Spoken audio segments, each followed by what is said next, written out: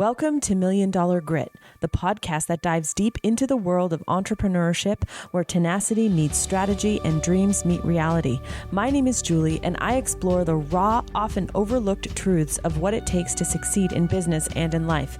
It's not just about the glossy success stories, it's about the grit it takes to get there. Hey everyone, this is Julie. Welcome back to another podcast episode here at Million Dollar Grit. Today, I've titled this, I got called out for using ChatGPT, and here's what I learned. And I think this is going to be an interesting episode because I was in one of my Voxer groups in my mastermind, and one of my coaches, Helen, posted a link of a guy who wrote, "Is ChatGPT making everyone feel inauthentic?" And so I want to dive into this topic kind of in depth because I'm using chat all day, every day, and I believe many other people are as well. And at the same time, I have a core value of being authentically myself. So how do we break this down? First and foremost, the sort of, temperature out there on social media is that if you use a lot of emojis, if you use the M dash, if you use words like unlock or forge or, more, words that we don't typically use in everyday vernacular, you are using chat. And what's happening is people are recognizing these signals. They're glossing over your content. They're not reading it as much. They think that maybe it's inauthentic or you didn't spend any time on it, right? So that's like the surface level temperature. It's one of those things I think I talked about it with Kathy on an episode over on the Gorgeous Effect podcast, where it's kind of like Ozempic, where everybody's taking it and losing weight, but nobody wants to admit that's what they're doing. That's sort of what's happening with chat. Like everybody's using it to write their emails, write their ads, write their copy, but nobody really wants to be found out about it. And if you get called out, then you feel kind of ashamed. So that's sort of the backdrop. But I want to first address the reality that human beings, when they start to see something a lot, they tend to filter it out, right? So there is truth that this poster is saying, which is like, hey, if we start to get a lot of this content, it is going to essentially get put in the bucket of noise. And so if you're a marketer or a business owner and you want to be paid attention to, this kind of copy is not going to get you there. It might right now still because it's not fully flooded the marketplace, but eventually it will flood the marketplace and those signals will cue all of your viewers to not pay attention, not read, because we know it's not fully generated by you. And so from a marketing angle, it's going to require us to consistently pivot, innovate, write differently, speak differently, kind of hit something from an angle that people aren't expecting, because human beings pay attention to novelty, they pay attention to curiosity, and they tend to ignore and filter out that which becomes common, right? And so that's the reality.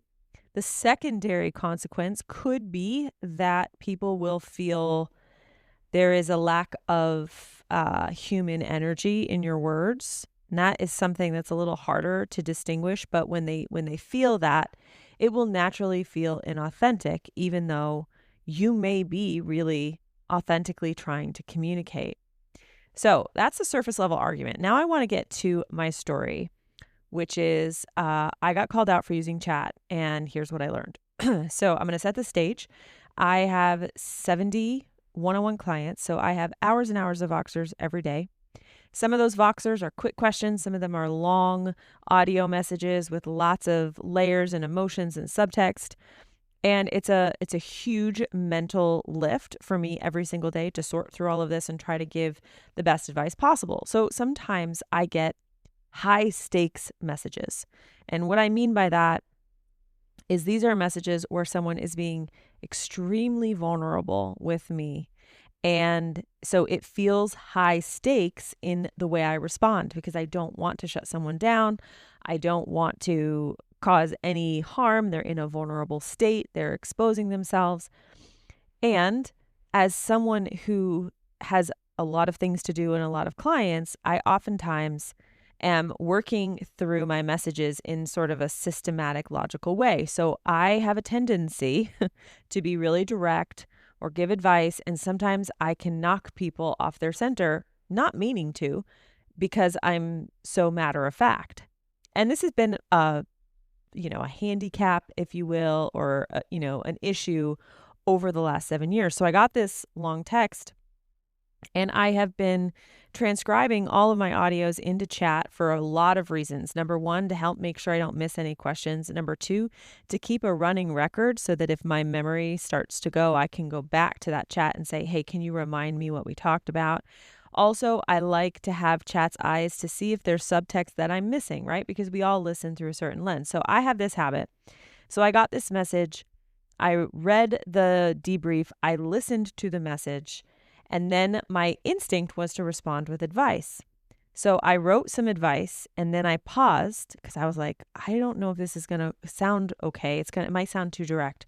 So I went back to chat and I said, listen, this is a high stakes conversation. This is my advice, but I feel like I need to say something like that shows that I'm holding space, because I was, but I was just moving fast, right? So I did. And chat gave me something to say. So I said it. And so I put what chat said first, and then I put what my advice was. And she's a hilarious client. Love her to death. She comes back and she's like, did chat write that? And I was like, yeah, yes, it did. But I did explain. I said it wrote half of it and it didn't write the other half. And but the heart intent was that it felt high stakes, and I wanted to show up clearly, kindly, and thoughtfully, because that was my heart. And so it was one of those moments where it was like, it's not that I don't exactly know what to say. It's just I want to make sure I say it well. And so that is a reason where I think, if someone writes to me and they write in a way that feels more polished, you can interpret that as they're doing that inauthentically, or you can interpret that as they care enough to try to communicate clearly. And that is really heart intent. And it's very difficult unless you have a relationship with someone to know the heart intent. So we're stuck with this ambiguity, right? So if you're on social media and you're reading an Instagram post and it's really well thought out, is the heart intent there, hey, I care about this and I want to communicate really clearly? Or is the heart intent, I just want to turn out content for views, likes, and shares? Right? And again, those are two very black and white extremes, but there could be something in the middle. So how do we do this, right? We want to use chat. We want to have the benefit of being able to use it to be clear. At the same time, we don't want to be accused of being inauthentic. We also don't want to read a bunch of inauthentic writing. It is a little bit of a conundrum, right? There's not really an easy answer here. But it does require us to all have radical self-responsibility about how we use the tool. So a couple things. Number one, I think that chat, for people who are overthinkers, anxiety, tend to be perfectionists, chat can really help you regulate your nervous system, especially in high stakes conversations. And it helps you take a pause. It helps you filter out the things you probably don't want to say and articulate what you actually do want to say without getting hijacked by emotion. Is one of the most powerful tools I have ever used.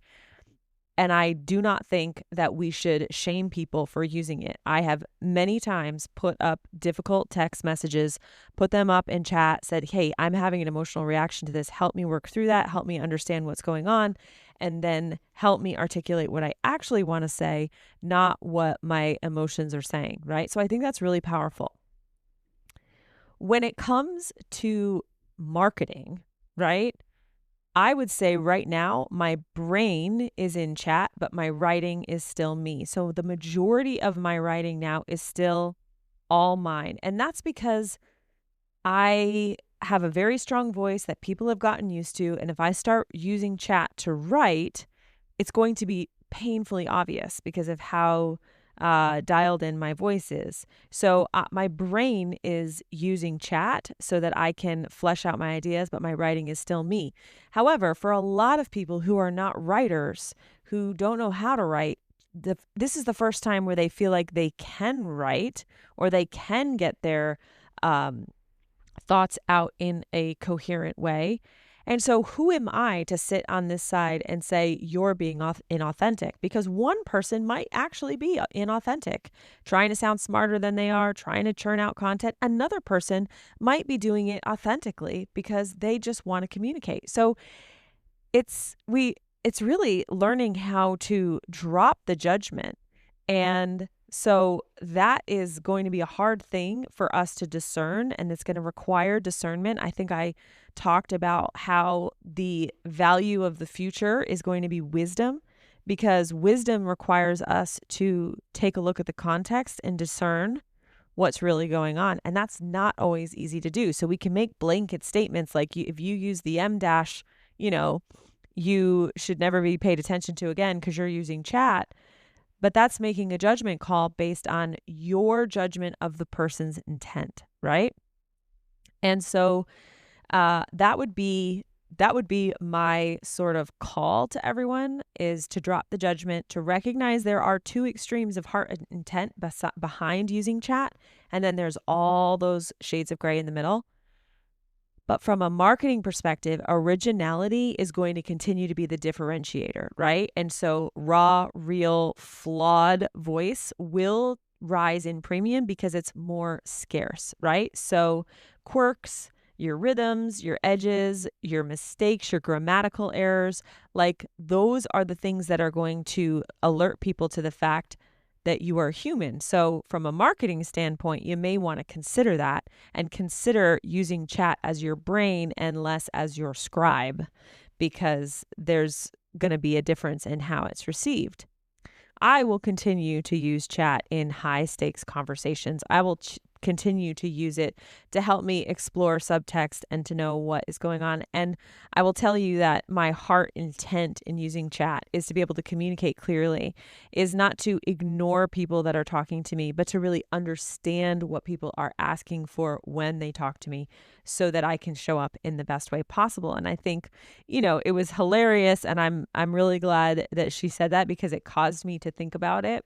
And it caused me to say, hey, I can see why maybe you were like, do I matter? Like, why did you write that from chat, given that I'm a writer? And also for me to acknowledge that, like, I felt a little insecure that I wasn't sure that I was going to respond in a way that was going to be beneficial to her, because I'm just so dang practical all the time. I tend to forget some of that emotional validation, flowery type stuff that people really need. It's not flowery. It's actually really, really important. So anyway, take this with a big grain of salt. I think that if you are using chat to write, that is okay. If you are using chat to think, that is okay.